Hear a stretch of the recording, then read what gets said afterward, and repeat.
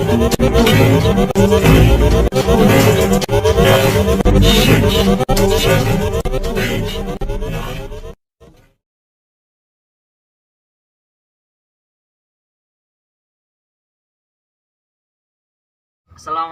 warahmatullahi wabarakatuh. Perkenalkan, nama saya Iqbal Nizar Perdana, NPM 20111000393 dari Fakultas Tarbiyah jurusan Keguruan.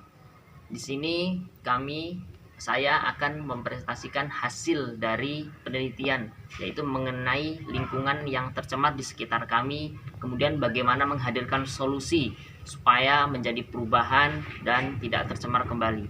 Maka apa saja solusinya dan apa saja penyebab dari itu semua? Mari simak video berikut.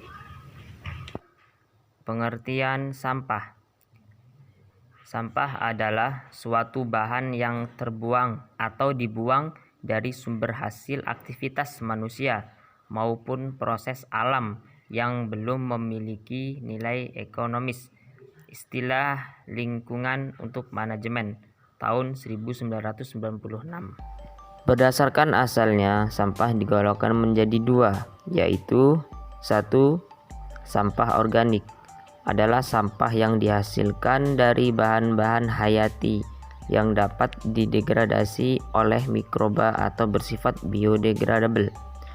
Yang kedua, sampah anorganik adalah sampah yang dihasilkan dari bahan-bahan non-hayati, baik berupa produk sintetik maupun hasil proses teknologi pengolahan bahan tambang. Sumber-sumber sampah. Sampah berasal dari beberapa tempat, yakni 1. Sampah dari pemukiman penduduk. 2. Sampah dari tempat-tempat umum. 3. Sampah alam. 4. Sampah manusia. 5. Sampah konsumsi. Dan sampah dari pertambangan atau industri. Indikator sampah yang mengakibatkan pencemaran air. Perubahan pH atau konsentrasi ion hidrogen. 2. Perubahan warna, bau, dan rasa air. 3. Perubahan suhu air. 4. Timbulnya endapan, koloida, dan bahan terlarut. 5. Mikroorganisme. Dampak pencemaran air yang diakibatkan oleh sampah. Dampak negatif sampah-sampah pada yang bertumpuk banyak tidak dapat teruraikan dalam waktu yang lama akan mencemarkan tanah. Kemudian dampak lainnya semisal yaitu A. Dampak terhadap kesehatan, B. Dampak terhadap lingkungan, C. Dampak terhadap keadaan sosial dan ekonomi. Kemudian cara pengendalian sampah.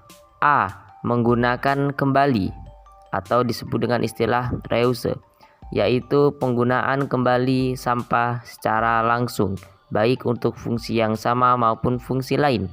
Yang B. Mengurangi, yaitu mengurangi segala sesuatu yang menyebabkan timbulnya sampah, sering disebut dengan reduks. Yang C. Mendaur ulang, yaitu memanfaatkan kembali sampah setelah mengalami proses pengolahan. Kemudian bagaimana solusi kita untuk menghadirkan penyebab tadi supaya sampah itu bisa dikelola dengan baik, ya. Yang pertama pasti 1, yaitu kita bersinergi mungkin dengan aparat desa, dengan kepala desa, ya, ataupun bagian-bagian setempat untuk menyediakan tempat sampah, ya. Tempat sampah ini sangat penting, ya. Selain itu orang juga paham bahwasanya ini sudah disediakan tempat sampah. Selain menyediakan tempat sampah, melakukan pengelompokan, ya, di mana pengelompokan ini dibagi dua nanti, sampah organik dan juga sampah anorganik, supaya nanti bisa dikelola dengan baik, ya. Memproses limbah pabrik dengan cara yang benar, ya, dan ramah lingkungan. Limbah pabrik yang mengandung zat kimia berbahaya akan bisa mencemari tanah dan air jika tidak diolah terlebih dahulu. maka penting untuk limbah pabrik ini kita olah terlebih dahulu supaya nanti tidak mencemari tanah dan juga air. Yang ketiga, kita bisa membersihkan selokan sekitar kita mungkin, dan selokan di masyarakat itu isi dengan air supaya nanti tidak menjadi sarang bagi nyamuk ya. Jikalau terhambat ya, maka kita bersihkan selokan tersebut sehingga tidak menjadi sarang dari hewan-hewan kotor ya kan. Selain itu, membersihkan selokan akan menghilangkan bau ya, bau tidak sedap, serta mencegah nyamuk untuk bersarang di genangan air yang ada di selokan. Nah, juga dapat dijadikan sarana penghijauan dengan menanam tanaman yang mampu menyerap, mengurangi pemakaian kertas dan limbah sampah ya, ataupun tisu ya.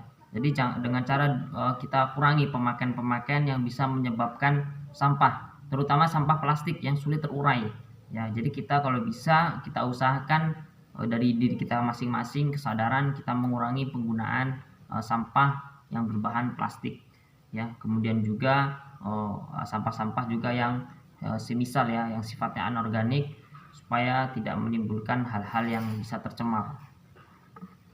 Kita bisa menggunakan 3R ya, ada recycle, kemudian reduce ya. Contoh dari reso ini adalah misalkan kita memilih wadah atau kantong atau dari benda ya, yang dapat digunakan beberapa kali. Semisal kita menggunakan botol minuman. Setelah kita membeli botol minuman tersebut, kan bahannya anorganik nih, plastik. Kemudian jangan langsung kita buang, tapi gunakan botol itu kembali, semisal untuk yang bermanfaat, yang nilainya sama kegunaannya, misal untuk wadah minyak ya, atau mewadahi bumbu dapur dan sebagainya ya. Jadi benda yang sama digunakan juga dalam fungsi yang sama walau isinya berbeda. Kemudian kita juga bisa menggunakan yang berikutnya, yaitu reduce, atau ya dengan cara jangan membeli barang-barang yang tidak kita perlukan dalam jumlah yang besar ya. Gunakan produk yang dapat diisi ulang ya. Misalnya alat tulis yang bisa diisi ulang kembali ya. Maksimumkan penggunaan alat-alat penyimpan elektronik yang dapat dihapus dan digunakan kembali. Kurangi penggunaan bahan sekali pakai. Nah, jadi kalau bisa hindari barang-barang yang sekali pakai. Nah, gunakan kedua sisi kertas untuk penulisan dan fotokopi ya. Hindari membeli dan memakai barang-barang yang kurang perlu, yang tidak kita perlukan, maka coba kita hindari untuk tidak kita beli. Kemudian yang ketiga atau yang terakhir ada recycle ya. Pilih produk dan kemasan yang dapat didaur ulang dan mudah terurai ya. Jadi pilih produk atau kemasan yang mudah terurai ya. Semisal kita memilih barang atau produk yang sifatnya organik ya, yang nanti jika menjadi sampah, maka bahan tersebut sifatnya organik atau mudah terurai oleh oleh tanah ya. Kemudian kita gunakan kembali barang-barang tersebut untuk nilai manfaat yang lain ya. Semisal yang non organik ya, bisa kita gunakan misal untuk hal-hal yang bermanfaat, yang bisa bernilai materi ya, atau bisa bermanfaat bagi orang lain. Semisal kita buat seni dan sebagainya. Nah, daripada kita buang ataupun kita bakar, maka bisa kita gunakan untuk nilai-nilai seni kreativitas. Uraian tersebut kita bisa simpulkan bahwasanya kita harus saling bersinergi ya, dengan masyarakat, dengan orang lain, untuk saling menjaga kebersihan ya. Gunakan sampah-sampah itu dengan baik ya, diolah dengan baik ya, kemudian dimanfaatkan dengan baik, daripada dibuang dan hanya menjadikan sampah yang bisa mencemari lingkungan ya, udara, tanah maupun air. Maka kita saling bersinergi, kesadaran kita masing-masing dimulai dari diri kita, kemudian kita ajak kelompok terkecil, keluarga kita, kemudian masyarakat. Kita saling bersinergi untuk menjaga kelestarian lingkungan supaya tidak terjadi pencemaran air, pencemaran tanah, dan juga pencemaran lingkungan yang itu akan berdampak lebih besar nanti sifatnya ya. Maka dari itu kita saling menjaga kebersihan dari diri kita, keluarga, kemudian masyarakat. Insya Allah kalau setiap dari diri kita punya kesadaran, maka insya Allah tidak akan terjadi pencemaran seperti halnya pencemaran sampah. Ya, maka dari itu kebersihan pun ada sebagian dari iman.